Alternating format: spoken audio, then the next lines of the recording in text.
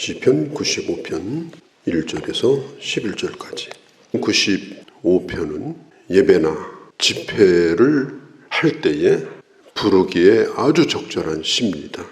요한 칼빈 선생도 시편 95편을 주석을 하면서 95편은 주일날 부르기에 아주 합당한 시다, 이렇게 설명하기도 했습니다. 오라, 또 노래하자, 나아가자, 즐거이 부르자, 이런 말씀들이 들리고 있죠. 그러니까 예배를 위한 초청의 시입니다. 1절에 보면 오라, 6절에도 오라. 우리 한국어 성경은 이렇게 번역이 됐는데 사실 1절은 오라는 말이고 6절은 나아가자, 그런 뜻입니다. 상황으로 볼 때는 예배를 위해서 순례자들이 예루살렘 성문까지 오라고 초청을 하고 이제 구체적으로 하나님의 성전을 향해서 이제는 나가자, 이렇게 권고하는 시다, 이렇게 볼 수가 있습니다. 특별히 이 노래를 하자고 말합니다. 즐거이 부르자, 그리고 노래하자. 왜냐하면 찬양을 받으시기에 합당하신 분이기 때문에 그렇습니다. 하나님은 구원의 반석이신 하나님이다. 내게 구원을 베푸신 하나님은 구원의 반석이십니다. 자, 이 단어를 기억하십시오. 구원의 반석. 우리가 얻은 구원은 그냥 흔들리는 구원이 아닙니다. 울산바위보다 큰 바위와 같은, 절대로 변하지 않는, 절대로 사라지지 않는, 취소되거나 물리지 않는 절대적 구원. 그것을 오늘 시인은 바로 구원의 반석이다. 그럼 구원의 반석이 뭡니까? 그 구원을 약속하시고 그 구원을 이루어주신 하나님이십니다. 그래서 1절은 구원의 반석을 향하여 즐거이 외치자. 2절에 즐거이 노래하자. 2절에 보면 어떻게 주님 앞에 나가는가? 감사함으로 나아간다. 3절에 보면 하나님은 크신 하나님이다. 모든 산 위의 신이시다. 산이라고 하는 말은 성경에 그냥 존재를 의미합니다. 내가 산을 향하여 눈을 들리라. 이 말이 뭐냐? 내 눈앞에 보이는 모든 존재. 우리나라는 대부분이 산 아닙니까? 눈에 보이는 모든 존재. 그 존재 위에 계신 하나님이시다. 그 산도 주님이 만드셨다. 4절도 사람은 깊은 곳도 높은 곳도 보지 못합니다. 땅의 깊은 곳. 그것도 주님의 손에 안에 있습니다. 그리고 높은 것도 하나님의 곳입니다. 바다도 마찬가지입니다. 또한 바다 위에서 솟아오른 육지도 주님이 지으셨습니다. 우리나라는 사계절이 있어서 참 좋습니다. 계절마다 잔치입니다. 날마다 잔치예요. 우리가 이 계절을 몇 번을 더 보고 하나님 앞에 갈지는 모르겠습니다만은, 그래서 우리가 계절을 맞을 때 참 하나님 앞에 감사함으로, 또 계절을 노래하고, 좋은 것을 노래하고, 그걸 통해서 하나님을 높이고, 눈에 보이는 모든 것이 하나님이 어떤 분인가를 계시하는 겁니다. 미국에서 쏘아 올린 그 인공위성이 벌써 태양계를 벗어나가지고 날아가고 있습니다. 근데 계속해서 사진을 보내는데 태양계를 벗어나서 보내오는 사진에 자꾸 무슨 먼지 같은 게 묻어 있는 거예요. 그래서 매일마다 이제 판독을 합니다. 그런데 같은 곳에, 그래서 참 이상하다. 이게 뭐냐? 조사를 했는데 그게 뭔지 아십니까? 그게 지구였어요, 지구. 그러니까 태양계를, 해왕성,冥王성을 벗어나서 보내오는 이 지구의 모습은 그냥 먼지였습니다. 그러다가 이제는 식별이 안 되는 그런 어둠 속으로 사라지는 거죠. 우리가 살고 있는 이 지구가 대단한 것 같지만, 그러나 하나님이 지으신 우주에 비하면 아무것도 아닙니다. 조그만 별 안에 우리는 살고 있습니다. 이 우주에 지구와 같은 별이 또 있는지는 모르겠습니다만은, 여기다가 우리 인간을 지어놓고 주님을 찬양하라고 초청을 하는데, 날이 뜨거워서 죽겠다, 추워서 죽겠다, 그런 소리만 하고 있다면 정말 하나님 앞에 우리가 할 일이 아니지 않습니까? 오늘 이 시인이 말합니다. 깊은 것은 못 보아도 깊으니까, 높은 곳은 올라가지 못해도 높으니까 하나님이 얼마나 크신 분인가 하는 것을 제가 알 것 같습니다. 주님을 찬양합니다. 그렇게 말합니다. 그러면서 6절에 말해요. 우리가 허리를 굽혀서 주님을 찬양하자.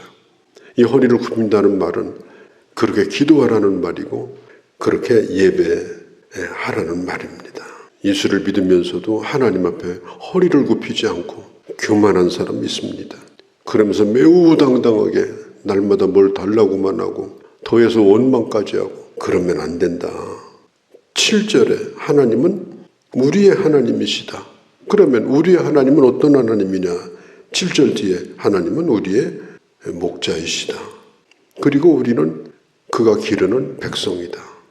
요한복음 10장에 보면 우리 주님은 선한 목자이신데 선한 목자의 음성을 그의 양은 안다.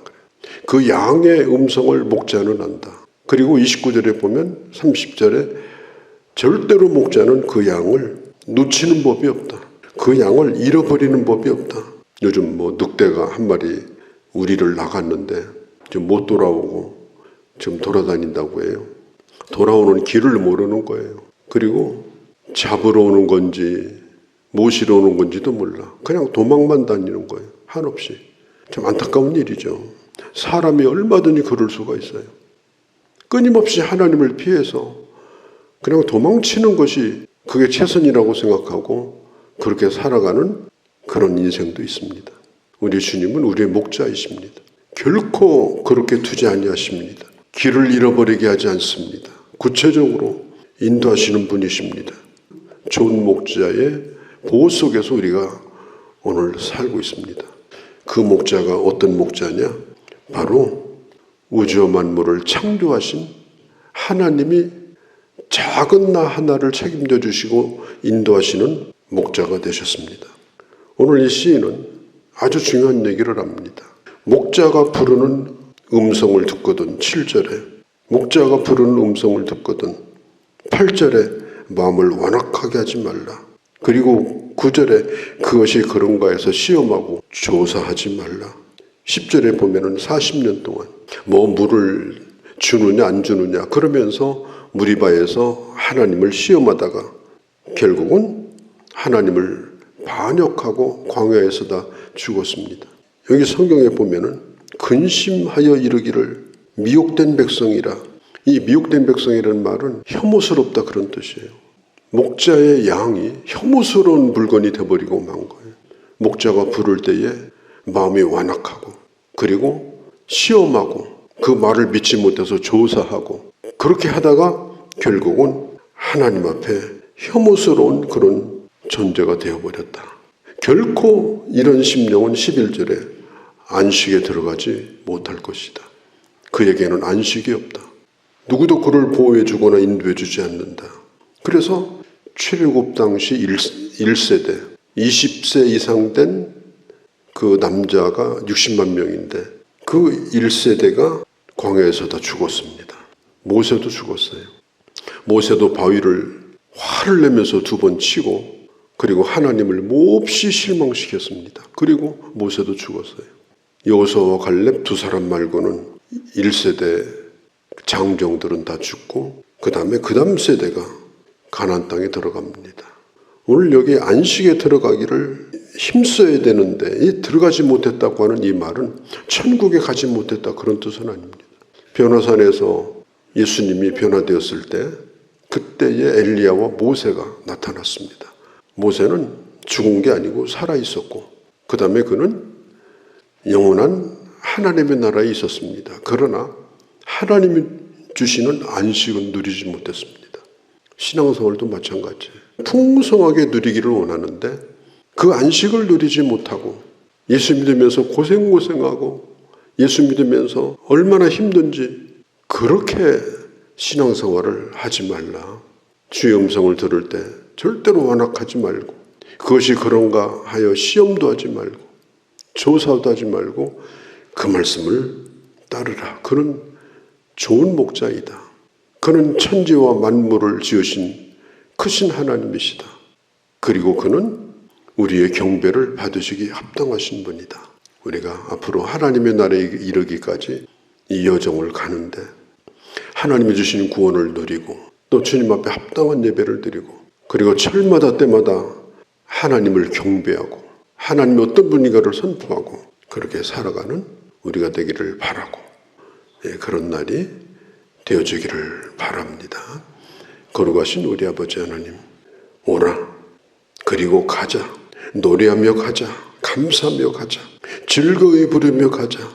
바다도 저 높은 것도 다 하나님의 것이고 그 하나님이 내게 구원을 주었고 그 하나님은 구원의 반석이시니 요동하지 아니하시니 예배를 초청하는 이 귀한 말씀을 우리가 이 시간도 보았습니다. 하나님 아버지, 주의 음성을 듣거든 마음을 완악하게 하지 아니하고 늘 옥토와 같은 마음으로 하나님의 말씀이 내게 떨어져 100배 열매를 맺고 하나님의 풍성함을 누리고 마지막 우리 주님을 만날 수 있는 귀한 저희들의 남은 생애가 되도록 저희들을 인도하여 주옵소서.